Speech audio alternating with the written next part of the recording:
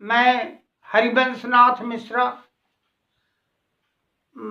ईशान मिश्र महाभारत के इस 49वें एपिसोड में आप सबका हार्दिक अभिनंदन करता हूं और महाभारत युद्ध के उस स्थल पर आपको ले चलता हूं जहां पर कि भगवान श्री कृष्ण और भीमसेन से प्रेरित अर्जुन ने कौरव सेना के अंदर प्रवेश किया है और कौरव सेना का भेदन करते हुए वो दूसरी तरफ चले जाते हैं। द्रोणाचार्य एक तरफ हो जाते हैं, कर्ण शकुनी दुर्योधन आदि दूसरी तरफ हो जाते हैं और दोनों तरफ से वह एक तरफ से भीमसेन और दूसरी तरफ से अर्जुन घेरने का प्रयास करते हैं कौरव सेना का। भगवान श्री कृष्ण की यही इच्छा थी, लेकिन जब द्रोणाचार्य एक तरफ आकर के खड़े होते हैं तो पांडव सैनिक भागने लगते हैं। योद्धाओं का मनोबल टूट जाता है। आज द्रोणाचार्य के पराक्रम का उपद्रव बहुत भारी पड़ता है पांडवों पर। ऐसे समय में राजा द्रुपद और राजा विराट, मत्स्यराज विराट, ये दोनों द्रोणाचार्य के ऊपर आक्रमण करते हैं। इसी घटना का विवरण आज मैं देता हूँ। आज जो नरसंहार द्रोणाचार्य ने किया था उसका पूरा विवरण मैं इस एपिसोड में आपको सुनाऊंगा। आप सुने। वध किए द्रोण ने 3 द्रुपद के पौत्रों का, धृष्टद्युम्न के पुत्रों की हत्या कर दिया, वध कर दिया द्रोणाचार्य ने। द्रुपद के साथ पहुंचते ही, द्रुपद के साथ जो सैनिक गए थे उनका संहार उन्होंने आरंभ किया और धृष्टद्युम्न के पुत्रों का वध कर दिया।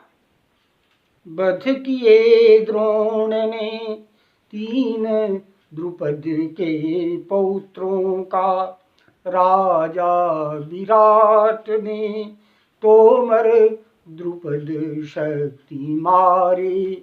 उसी समय राजा विराट ने एक तोमर का प्रहार किया। वो चौड़ा धारदार अस्त्र होता है, उसको फेंका और राजा द्रुपद ने एक शक्ति का प्रहार किया द्रोणाचार्य के ऊपर। वध किए द्रोण ने 3 द्रुपद के पौत्रों का, राजा विराट ने तोमर द्रुपद शक्ति मारे। पर द्रोण काट कर तोमर और शक्ति सर से, 2 भल्ल चमकते अरिमर्दन उन पर डारे। 2 भल्लों का प्रहार उन लोगों पर किया, एक एक पर, राजा द्रुपद पर और राजा विराट पर। अरिमर्दन इसलिए कहा गया कि शत्रुओं का मर्दन कर देने वाले ये दोनों भल्ल थे। भल्लों ने प्राण लिए दोनों राजाओं के, भल्लों ने प्राण लिए दोनों राजाओं के, दुख कोप समन्वित धृष्टद्युम्न ने शाप लिया। भल्लों ने प्राण लिए दोनों राजाओं के, दुख कोप समन्वित धृष्टद्युम्न ने शाप लिए। वध कर डालूंगा आज द्रोण का, या तो मैं मारा जाऊंगा। उनके हाथों युद्ध किए। शाप लिए माने वह शपथ लेते हैं कि आज या तो मैं उनका वध कर डालूंगा या उनके हाथ से मारा जाऊंगा। आज ऐसा भयंकर युद्ध में करूंगा, प्राणों का मोह त्याग करके युद्ध होगा। उनकी पुत्रों का विनाश हुआ था और उनके पिता का भी विनाश हुआ था आज एकाएक द्रोणाचार्य के हाथों। इसको अब वो खानदानी दुश्मनी थी उनकी द्रोणाचार्य की, और द्रुपद की। इस तरह से द्रुपद का अंत होता है और उनके साथ साथ अभिमन्यु के ससुर अर्जुन के समधी राजा विराट का भी अंत हो जाता है। ऐसा कह करके राजमंडली में पार्षद, ऐसा कह करके राजमंडली में पार्षद, सेना विशाल लेकर गुरु पर धावा, बोला संरक्षण शकुनी कर्ण सुयोधन, दिए द्रोण रुक गया पांडवों का धावा, बल शत्रु चला। आक्रमण तो किया धृष्टद्युम्न ने, लेकिन विरोध में द्रोणाचार्य का संरक्षण देने वाले कर्ण, दुर्योधन और शकुनी आदि सेना लेकर के वहां पहुंच जाते हैं अर्जुन को छोड़ करके, और वहां जो है जा करके सभी जो है एक तरह से उनकी रक्षा करते हैं, और इस तरह से आक्रमण रुक गया। भीमसेन इसको बर्दाश्त नहीं कर सके। ललकार किए उत्साहित आकर भीमसेन, ललकार किए उत्साहित आकर भीमसेन, तब धृष्टद्युम्न को आगे बढ़कर रिपुकर्षण, करते प्रवेश वह स्वयं खदेड़े द्रोणसेन, यह देख पार्षद करत शत्रु दल का भेदन। जब द्रोणाचार्य की सेना को खदेड़ना आरंभ करते हैं भीमसेन, तो धृष्टद्युम्न का साहस बढ़ता है, सहारा मिलता है, और आज वह जीने और मरने का शपथ लेकर के युद्ध कर रहा था, इसलिए वह उस द्रोण सेना में वह भी प्रवेश करता है और भयंकर संग्राम आरंभ होता है। पूर्व प्रभात के भानु उदित होते नभ में, चल रहा क्रूरता पूर युद्ध तब अवनी में। आकाश में पूरब दिशा में भगवान सूर्य अपनी मंगलमयी किरणें भेज रहे थे पृथ्वी पर, लेकिन पृथ्वी पर तो नरसंहार चल रहा था। पूरब प्रभात के भानु उदित होते नभ में, चल रहा क्रूरता पूर युद्ध तब यवनी में।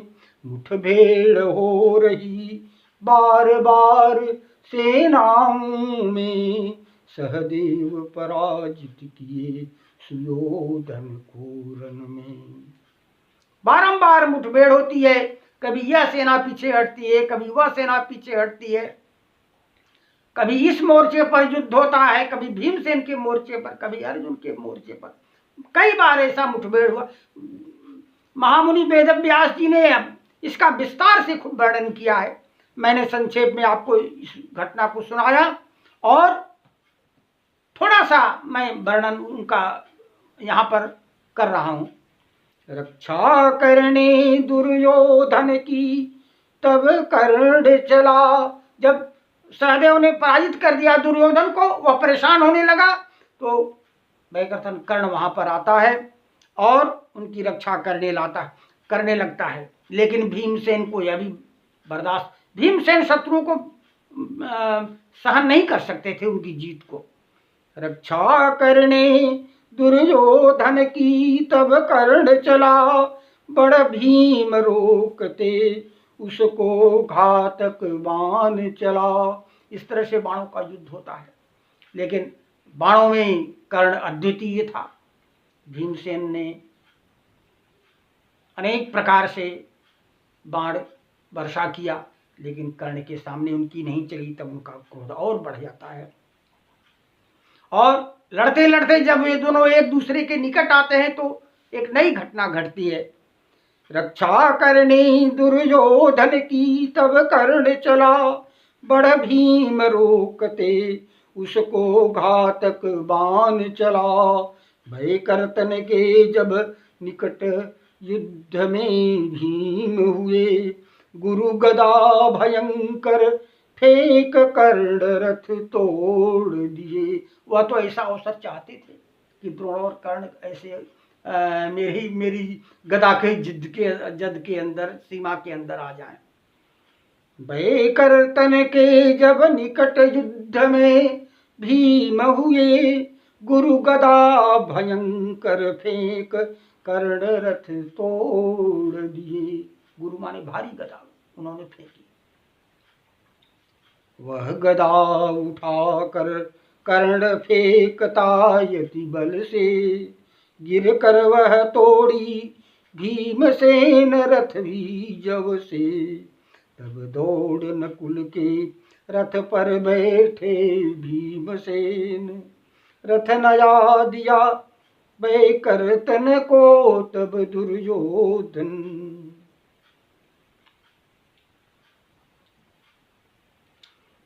तब दौड़ वह गदा उठा कर कर्ण फेंकता यति बल से, गिर कर वह तोड़ी भीमसेन रथ भी जब से। तब दौड़ नकुल के रथ पर बैठे भीमसेन, रथ नया दिया भय कर्तन को तब दुर्योधन। उसी काल गुरु द्रोण का अर्जुन से संग्राम, छिड़ा दूसरी ओर था अति विचित्र भयधाम। उस समय द्रोणाचार्य के ऊपर अर्जुन आक्रमण करते हैं और अर्जुन और द्रोणाचार्य का जो युद्ध होता है अत्यंत अद्भुत युद्ध होता है।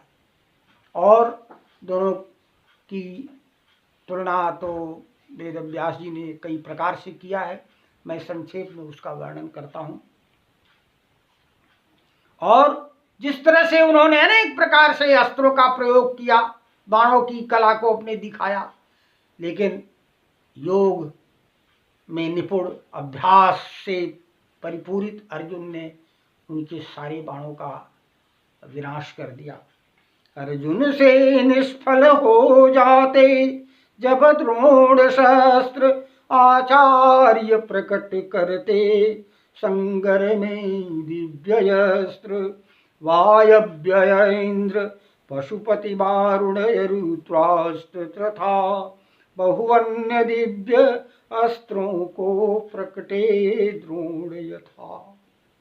यथा माने जैसे जैसे द्रोणाचार्य ने दिव्यास्त्रों का प्रयोग किया वैसे वैसे अर्जुन क्या करते हैं, इसको बाद में मैं कहूँगा। इस पैराग्राफ को फिर से आप सुने। अर्जुन से निष्फल हो जाते जब द्रोण शस्त्र, आचार्य प्रकट करते संगर में दिव्यस्त्र। वायव्य इंद्र पशुपति वारुण रुद्रास्त्र तथा बहुअन्य दिव्य अस्त्रों को प्रकटे द्रोण यथा। जैसे जैसे उन्होंने अस्त्रों का प्रयोग किया, अर्जुन अभ्यास से परिपूर्ण व्यक्ति थे, योद्धा थे। उन्होंने पहले ही तैयारी कर रखी थी कि मुझे भीष्म से, द्रोण से, कर्ण से लड़ना है। भगवान कृष्ण के आदेश पर उन्होंने दिव्यास्त्रों का संचय किया था, भगवान शंकर और भगवान इंद्र के द्वारा। इसलिए वह बिल्कुल व्यथित नहीं हुए। वैसे वैसे विधिवत कर देते शांत उन्हें, दिव्यास्त्र प्रकट करके अर्जुन धन से अपने। प्रतिहत होते निज अस्त्र देखते अर्जुन से, आचार्य उन्हें पूजित करते अपने मन से। मन में वह बहुत प्रसन्न होते हैं कि मैंने जो शिक्षा दिया था अस्त्रों की,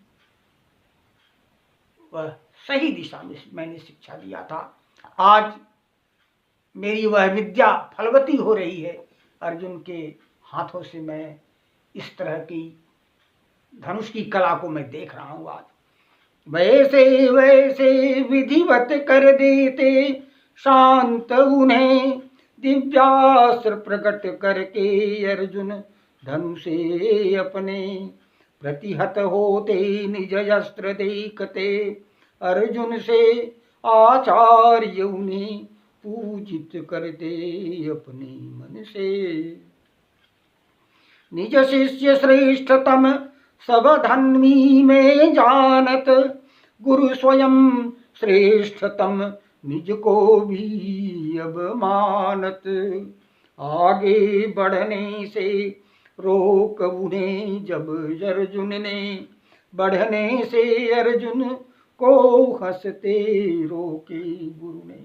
गुरु बहुत प्रसन्न हुए, लेकिन जब अर्जुन ने उनके घोड़ों की गति को रोक दिया, रथ को रोका और अर्जुन आगे प्रवेश करना चाहा, तो द्रोणाचार्य ने भी बढ़ करके बाणों की वर्षा करके उनकी गति को रोका और इस तरह से एक भयंकर युद्ध का आरंभ होता है। गंधर्व यक्ष सुर सिद्ध अप्सरा ऋषि नभ से, देखत यह युद्ध अदृष्ट पूर्व अति अचरज से। कहते यह युद्ध नहीं नर का या देवों का, यह नहीं युद्ध है दानव या गंधर्वों का। यह कपट युद्ध नहीं था, यह ईमानदारी से लड़ा जाने वाला युद्ध था। युद्ध की जो शर्तें थी उसको कबूल करते हुए दोनों युद्ध कर रहे थे। कोई छल प्रपंच नहीं था, न गुरु कपटी होना चाहते थे न शिष्य, लेकिन जिसमें योग बल है, तपस्या है धनुष की, वही जीतेगा। इस तरह से यह बहुत बहुत महान युद्ध हो रहा था। इसको देवताओं ने आकाश में खड़े होकर, ऋषियों ने खड़े होकर के देखा। गंधर्व यक्ष सुर सिद्ध अप्सरा ऋषि नभ से, देखत यह युद्ध अदृष्ट पूर्व अति अचरज से। कहते यह युद्ध नहीं नर का या देवों का, यह नहीं युद्ध है दानव या गंधर्वों का। यह ब्राह्म युद्ध है अति विचित्र इन गुरु सिख का, है कौन प्रबल निर्णय करना दुष्कर इसका। निज को यदि रुद्र दिधा कर लड़ते आपस में, यह केवल है उपमान युद्ध यह दोनों का। किसी युद्ध से इस युद्ध की उपमा नहीं दी जा सकती थी। ऐसा वाक्य वाल्मीकि रामायण में वाल्मीकि जी ने भी लिखा था। राम रावण के युद्ध में, राम रावणयोर युद्धम राम रावणयोरिव। राम रावण का जो युद्ध है पराक्रम का, पौरुष का, वह उसकी तुलना उसी से हो सकती है और किसी से नहीं। और यहाँ वेदव्यास जी ने दूसरी तुलना दिया है। निज को यदि रुद्र द्विधा, यदि भगवान शंकर दो रूप बना लें और युद्ध करें, अपने पराक्रम को दिखावें। निज को यदि रुद्र द्विधा कर लड़ते आपस में, वह केवल है उपमान युद्ध यह दोनों में। अब वेदव्यास जी ने इनकी कौशल का वर्णन किया है थोड़ा सा। आचार्य ज्ञान परिपूर्ण दिखाई पड़ते, तो पार्थ ज्ञान अरुयोग युक्त हो लड़ते। एकस्थ शौर्य आचार्य देह में दिखता, एकस्थ शौर्य अरुबल अर्जुन में रहता। शौर्य था, पराक्रम था, युद्ध कर अनेक तरह के घातक बाण चला सकते थे द्रोणाचार्य, लेकिन युवावस्था अर्जुन की थी, उनकी भुजाओं का बल अपरंपार था। और इस तरह से वेदव्यास जी ने उनको थोड़ा एक सीढ़ी आगे रखा। यह मैं नहीं कर रहा हूँ। ज्ञान में कस्थम आचार्य ज्ञान योगम च पांडव, ऐसा उन्होंने कहा था इस श्लोक में। मैंने उसका यह अनुवाद किया है, मैं आपको सुना रहा हूँ। महाभारत की के कथानक का वास्तव चित्रण में आपको दिखाने की कोशिश कर रहा हूँ। आप कल्पना करें, आचार्य ज्ञान परिपूर्ण दिखाई पड़ते, तो पार्थ ज्ञान यरु योग युक्त हो लड़ते। एकस्थ शौर्य आचार्य देह में दिखता, एकस्थ शौर्य बल अर्जुन में, एकस्थ शौर्य बल अर्जुन में रहता। अप्रतिहत देखे प्रतिहत देखे दिव्यास्त्र द्रोण निज संगर। संगर में, रणभूमि में प्रतिहत माने हारा हुआ देखे। आक्रमण चूंकि बारंबार द्रोणाचार्य ही कर रहे थे और उन अस्त्रों को दबा रहे थे अर्जुन। इस तरह से जब उनके अस्त्र बुझ जा रहे थे तो उन्हें और अपमान लगता था, क्रोध होता था। प्रतिहत देखे दिव्यास्त्र द्रोण निज संगर, ब्रह्मास्त्र प्रकट करते रण में पांडव पर। पीड़ित होते सब जीव जंतु, पांडव सह कंपित होती पृथ्वी, पर्वत बन रह। ब्रह्मास्त्र का उन्होंने प्रयोग किया अंत में। प्रतिहत देखे दिव्यास्त्र द्रोण निज संगर, ब्रह्मास्त्र प्रकट करते रण में पांडव पर। पीड़ित होते सब जीव जंतु, पांडव सह कंपित होती पृथ्वी, पर्वत बन रह। बह विषम वायु सागर भी होता क्षोभित, सागर तक उसका प्रभाव गया, तरंगे उठने लगी ऊंची ऊंची। पांडव सह कौरव बल भी होता त्रासित, कौरव बल मान कौरव की सेना, फोर्स, वो भी उसके आंच से प्रभावित हुई। बह विषम वायु सागर भी होता क्षोभित, पांडव सह कौरव बल भी होता त्रासित। अप्रतिहत अर्जुन भी प्रकटे ब्रह्मास्त्र तभी, ब्रह्मास्त्र द्रोण का शांत और संत्रास सभी। न पराजित होने वाले, न घबराने वाले अर्जुन तुरंत ब्रह्मास्त्र प्रकट। मैं एक बात आज आपको बता रहा हूं, इसका विवरण बाद में भीमसेन ने कर्ण से युद्ध के समय बताया था। भीमसेन ने कहा था, हे अर्जुन, तुम संकल्प के द्वारा ब्रह्मास्त्र प्रकट करते हो, बाण निकालना, निशाना लगाना ऐसा कुछ नहीं है। ब्रह्मा जी का चिंतन करना ऐसा कुछ नहीं है। तुम संकल्प के द्वारा देवताओं के चिंतन से तुम अपने हाथों में ब्रह्मास्त्र प्रकट कर देते हो। यह उन्होंने कर्ण के लिए कहा था और वो घटना मैं आपको सुनाऊंगा जब कर्ण युद्ध होगा। लेकिन यहाँ पर जब द्रोणाचार्य ने जो उपद्रव आरंभ किया, उनके ब्रह्मास्त्र ने जो उपद्रव आरंभ किया, अर्जुन ने तुरंत ब्रह्मास्त्र का प्रकट किया और उस ब्रह्मास्त्र का शमन हो गया। और ब्रह्मास्त्र के शमन होने से जो संत्रास था दोनों सेनाओं में, सब शांति हो गई, संसार का उपद्रव भी खत्म, समाप्त हो गया। आचार्य समर में अर्जुन को तब छोड़े, तब वह अर्जुन का मुकाबला छोड़ के अपने घोड़ों को घुमा देते हैं दूसरी तरफ, क्योंकि आज तो उन्होंने शपथ लिया था कि कवच नहीं उतारूंगा अगर पांचालों का विनाश नहीं कर लूंगा जब तक। तो इसलिए उनका पांचालों का वध का जो संकल्प था उसको पूरा करने के लिए वो अर्जुन से उलझे नहीं, बल्कि छोड़ करके हट गए। ऐसा वो प्राय नहीं करते थे, लेकिन अर्जुन ने उनको दौड़ाया भी नहीं। ये और इसका खामियाजा पांडवों को भुगतना पड़ा। भगवान कृष्ण इससे नाराज हुए, उसकी मैं चर्चा अभी थोड़ी सी करूँगा।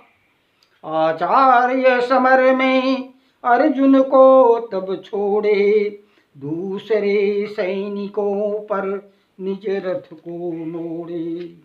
अर्जुन कौरव सेना को देते पीड़ा, संग्राम भूमि से रथ से दूर खदेड़ा।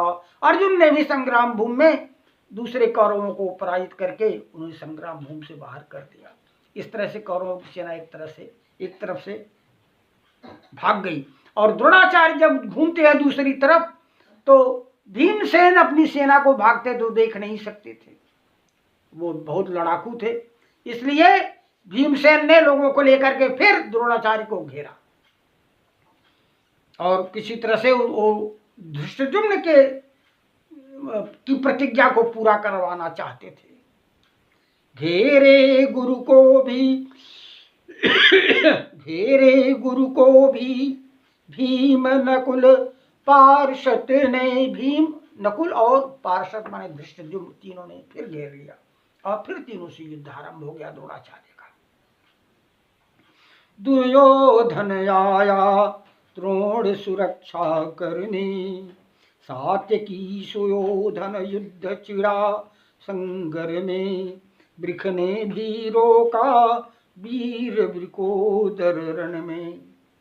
मैं यहाँ थोड़ा सा संक्षेप किया मैंने महाभारत के विस्तार को।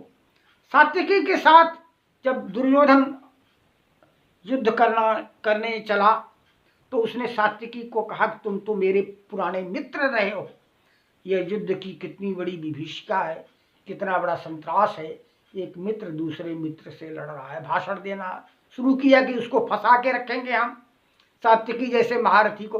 तो सात्यकी ने कहा नहीं भाई, ये जो है भाषण का अवसर नहीं है, यहाँ तो भाषण बाणों के द्वारा दी जाती है। इस तरह से उन्होंने युद्ध ही आरंभ कर दिया। और वृक्ष माने कर्ण ने वृकोदर माने अर्जुन भीम को रोका। घेरे गुरु को भी भीम नकुल पार्षद ने, दुर्योधन आया द्रोण सुरक्षा करने। सात्यकी सुयोधन युद्ध छिड़ा संगर में, वृख ने भी रोका वीर वृकोदर रण में। पांडव सेना त्रासित होती गुरु बाणों से, अर्जुन लड़ सकते पर न लड़े, पर अर्जुन लड़ सकते पर न लड़ेंगे मन से। वह द्रोणाचार्य का वध नहीं करना चाहते थे, इसलिए द्रोणाचार्य के जो बाण थे उनको वह रोका करते थे प्राय, और प्रहार उनकी सेना पर करते थे, उनकी सेना का को समाप्त कर देना चाहते थे द्रोणाचार्य को शांत करके। उतना प्रहार वह द्रोणाचार्य पर जरूर करते थे। जब द्रोणाचार्य ज़्यादा घातक बाण मारते थे कभी कभी, तो वह भी मारते थे उनको, और ऐसा नहीं मारते थे कि उनकी मृत्यु हो जाए। और द्रोणाचार्य उनके भल्लों को काटा करते थे, इसलिए उनका बहुत जो है दुरुपयोग होता था अर्जुन का। इस तरह इस बात को भगवान कृष्ण समझते थे। पांडव सेना त्रासित होती गुरु बाणों से, अर्जुन लड़ सकते पर न लड़ेंगे मन से।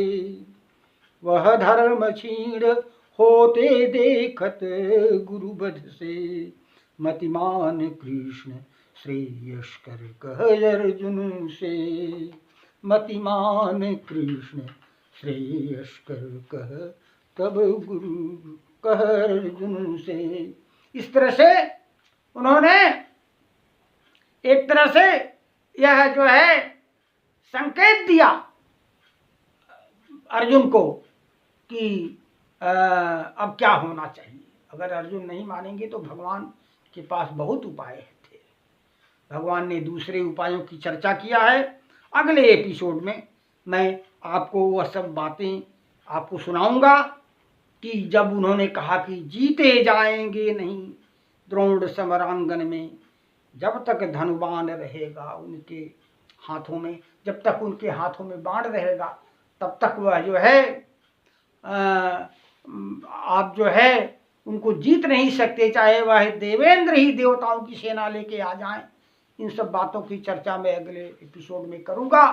और इस तरह से द्रोण वध का उपाय उन्होंने जो किया है उसमें भीमसेन और युधिष्ठिर की जो लीला है, जो उन्होंने क्रियाकलाप किया है, जो युधिष्ठिर को झूठ बोलने का लांछन जो लगाते हैं, इन सब बातों की चर्चा अगले एपिसोड में मैं करूंगा। और यहीं पर मैं अपनी वाणी को विराम देता हूँ।